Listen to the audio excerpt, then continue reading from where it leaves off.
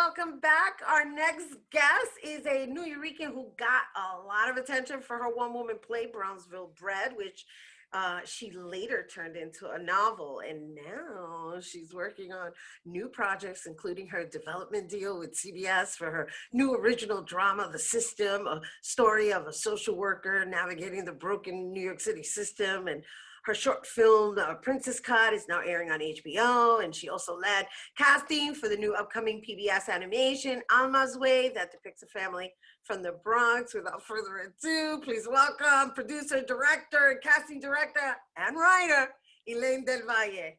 And I forgot to say this time, my friend.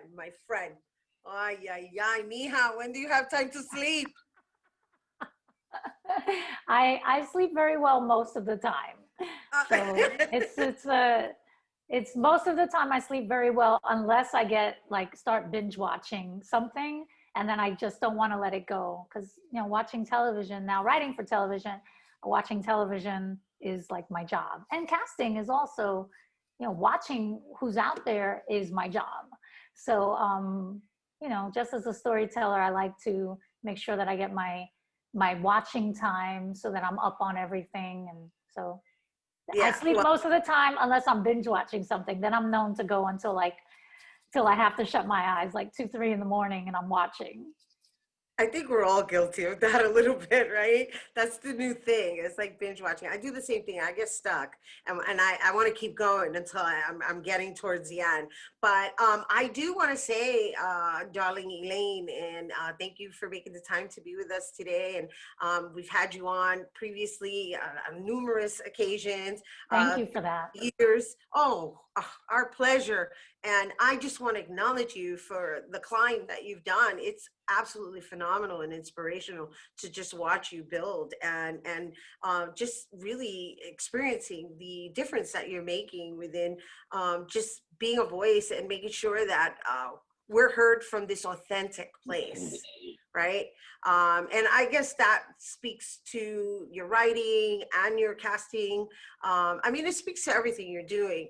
But in this business, it's a little tricky, and I think finally, possibly, there's a dent being made, and it requires us to be in other areas of the field, not just in front.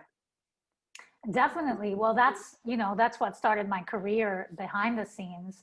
As you know, I was an actress first, very successful in the commercial markets and voiceover markets, but I was having trouble in the legit markets. And so that's what started my writing, and that's what helped me to create Brownsville Bread.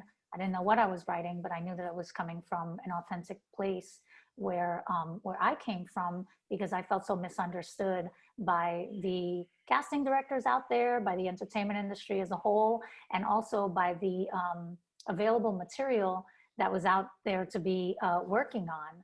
It just became just a glaring hole. And this has been a conversation in the Latino markets where our authentic voices are not being heard for so long now, on the indie actor side, for Right. so long now. I've been having this conversation for well over 25 years.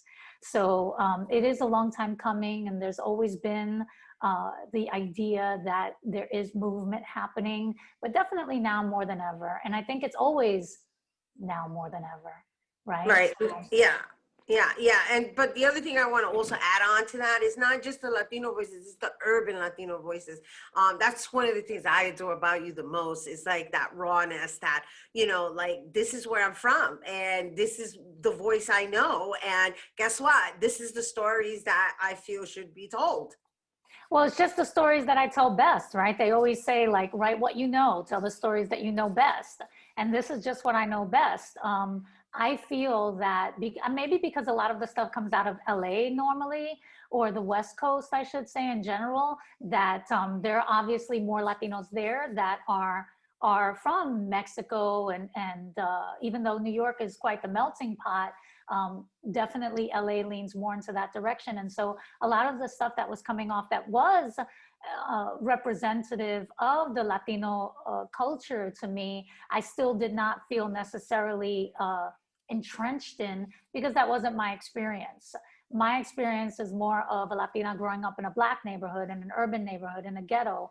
So I do feel like all stories are universal, but I felt that at least of late, in the last couple of years, the stories that are coming out representing Latinos or the Latinx culture seem to drift only in, in one direction. And that still wasn't resonating with me. I mean, I love any great storytelling. So yes, and I love to see Latinos on screen. But for me, in terms of, the stories that I'm going to tell, it's definitely going to be stuff that that I grew up in.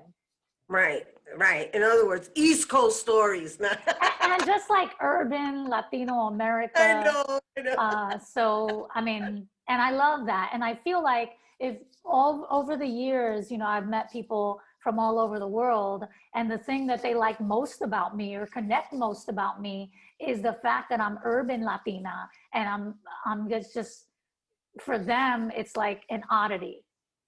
So it's not what they're exposed to through their means of entertainment as far as Right. Latinos are concerned, or at least not as often. And so the fact that it's different enough makes people from all over the world kind of more curious about characters. And really that's what it's about, right? Creating enlightenment so that we can create empathy, and then a universality to our stories that make us all connect to anybody regardless of where they're from. Exactly. Now, before we go, we got to really quickly just share the story that we're going to be seeing both on PBS and on CBS, right? Because PBS is an animation. I know you did the casting for that, but I love the fact that it's a story about a family from the Bronx. And then there's the CBS development deal that we have coming, and we're running out of time, but I really feel like we need to like share this with our viewers so that they see the kind of moves that you're making that we're talking about. Definitely. So Alma's Way is coming to PBS Kids, and it is by someone that we all know and love, a Latina icon who we all grew up with, Sonia Manzano, who played Maria in Sesame Street for so many years. And it was her brainchild. She's a writer as well, an author as well. And I've been working it since actually January of 2020. So I've been casting this for so many months. And finally, in December, the news broke. This is the name of it. It's called Almas Way.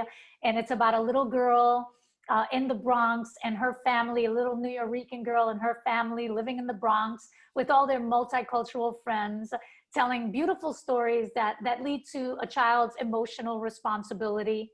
And so it's a great way to put the Latino culture out there. It's a great way for me as a casting director to really show all of the amazing talent that we have in New York, and not just Latinos, but yes, a lot of Latinos. Yeah, I'm just so blessed to be a part of it. And I've been working really hard at it, wanting to get the voices right. And, whether it's, a South Indian voice, a Haitian voice, a German voice, Latino voices from New York. It's been an absolute pleasure to be able to deliver these opportunities to a very hungry and very talented group of actors that I know is out there and just waiting for stuff like this to happen. So definitely watch out for that in 2021. PBS Kids, Alma's Way. It's going to be great for everyone involved. It's wonderful. That's diversity at its and inclusivity at its finest. And so we're out of time. So what would you like to say? I know. What would you like to say about your new CBS deal in development, so that our viewers can just be on the lookout for that? Yeah. So first, let me just tell you that you want to be on the lookout for Princess Cut first. Right. Princess Cut coming right. to HBO in 2021. My latest short film. I'm so proud of it, and definitely be on the lookout. 2021 HBO Princess Cut. So proud to have directed that. And then CBS. Well, what can I say?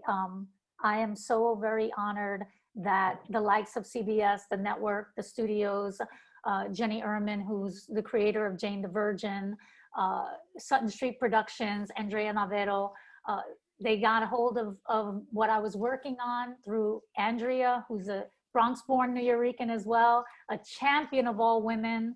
And she brought it to the right eyes. And I'm just very lucky. You know, it's when opportunity meets, what do they say, when you're ready, and then the Yeah. teacher's Like there. serendipity. Everything happened all at once, and I'm just very lucky that I just keep working hard toward things, and then thankfully people are noticing and giving me the opportunity to show them how hard I work, and that I can do it. I remember a showrunner told me last year, he was like, Elaine, like, you're in this club already, you just don't realize it yet. You're already working to that degree, and you just don't know it yet. Like, you don't realize you're there. And I felt that way for a while. So I think in the end, I just want to tell everybody and encourage everybody, if you just keep on working, keep working, don't try to do anything, just follow your heart, your instincts, work really hard, and people will notice eventually. And you just have to keep doing it and not give up. And even if that takes, like for me, 25 years of That's doing what's up. it, yeah, That's you just have to keep yeah. on doing it. Do it That's what right. The name is what's of I value.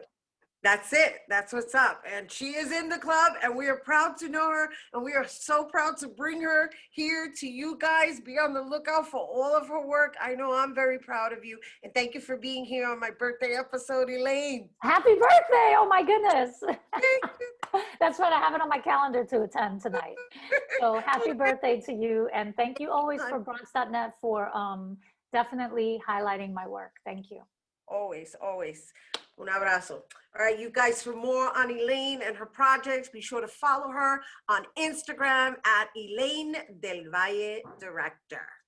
We do have to take a quick break, but when we return, we'll make some coconut flan when we return.